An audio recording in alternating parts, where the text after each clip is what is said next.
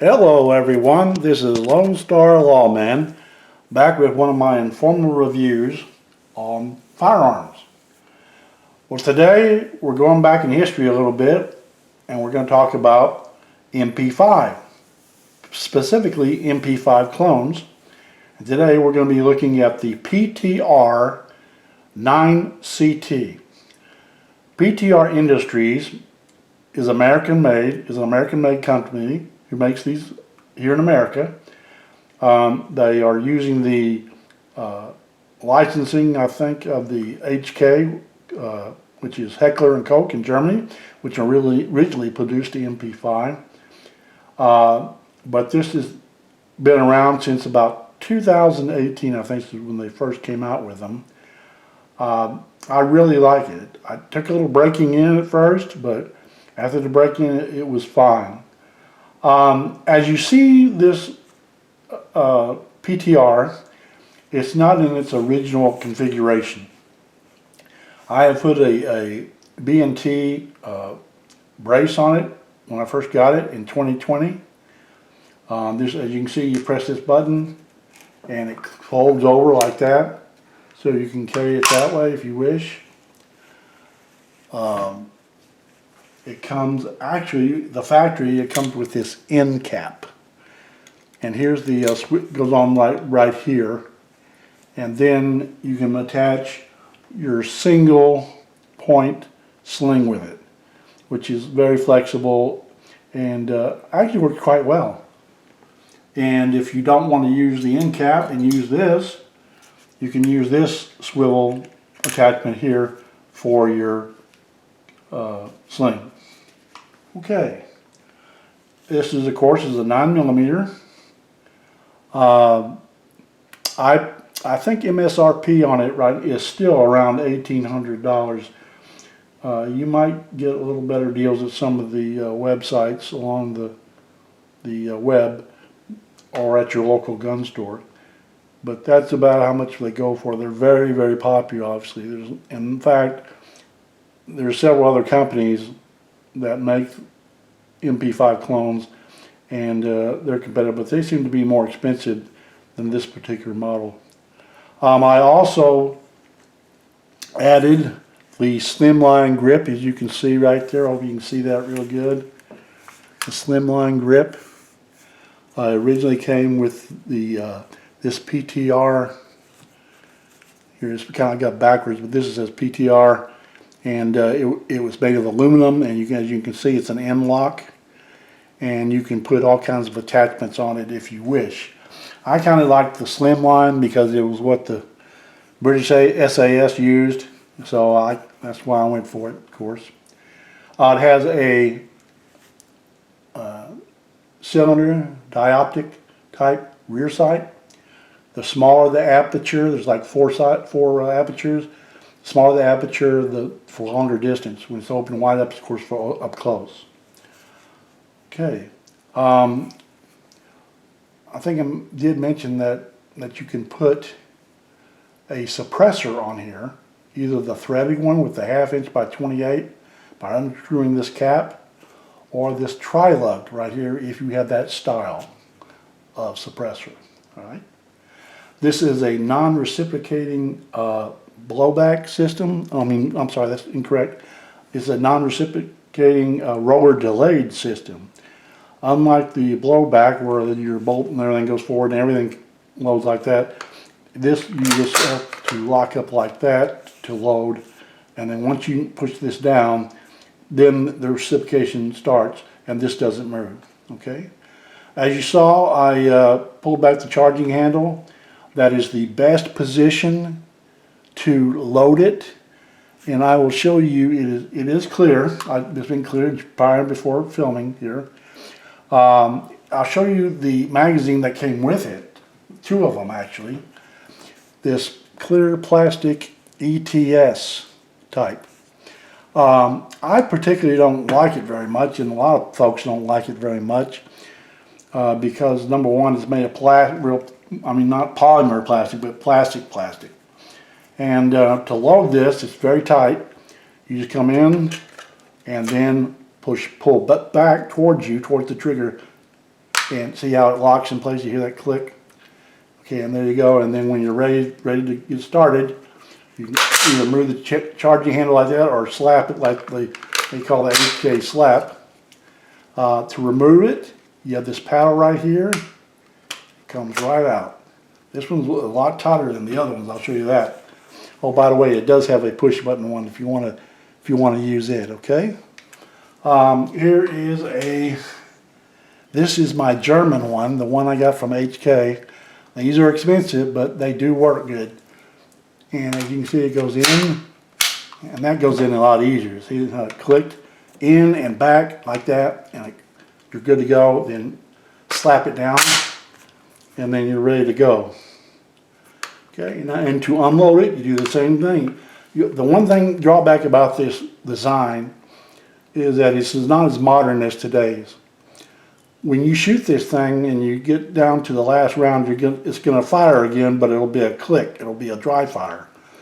That tells you you're out, obviously. So what you do is, the best way to do this is you pull it up, knock the charging handle back, take out the magazine, load it again, same thing. You have to do that every time. See if that works for me. This particular one, is a KCI out of South Korea, and it works really good too, as you can see here. That one went even better. Okay, use your paddle release here. That's what I use, and you're good to go. Okay, I'll dry fire it. Show you how it dry fires. You kind of hit a wall like a Glock, and then it goes. And let's see if you have it now. Okay, and I'm gonna hold the trigger back to see what the reset's like. Kind of a long reset, but not too bad, and then you're good to go after that.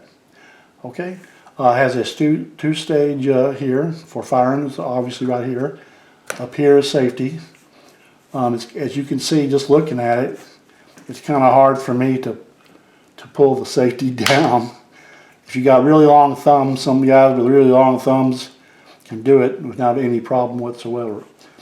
I have not put an optic on here yet. I probably should, but I haven't done that yet. But this is welded on. You don't have to attach it or anything like that. It's good to go. All right, let's take a look at the other side of the gun. All right, same setup, obviously. This is how it looks on this side. I should tell you on this slim grip, the slim grip here, right here, when you hold it and you're fired a lot, you will it'll get kind of hot. But I can tell you myself, as the way I use this gun, is when I'm shooting, I do this with my AR and everything else. I'll just show you, if I load this, I can get the load properly. There we go. I always hold it like this anyway. You see, like that, when I shoot, because I have very short arms. So that's why I do that. I just can't get it done very well. So, take this out again. So you can see me. There we go. All right, now I'm gonna hold it like this so y'all can see it. Like I said, I've had this about 3 years. It comes with 2 magazines. Those ETS is what it came with. This really one I didn't like. That comes with 2 of these when I bought it. However, when I looked on the PTR website here today, I noticed that they're selling a metal magazine. They're a little thinner, easier to put in. I guess they got a lot of feedback from customers like me and others that didn't like the ETS, so they went and put metal magazines in it. Okay, little history. Remember I told you I'll always give you a little history on everything pretty good? I'd like to do that, especially with historical firearms. The MP5 was first produced in 1966, of course at the HK factory. Up to that time, the Uzi 9mm submachine gun was widely used by militaries and police.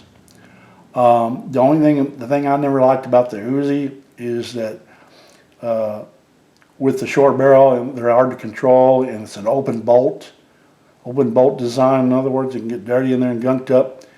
So I prefer, this one became much more popular specifically because it's so easy to shoot. There's hardly any felt recoil at all, even when shooting on full auto.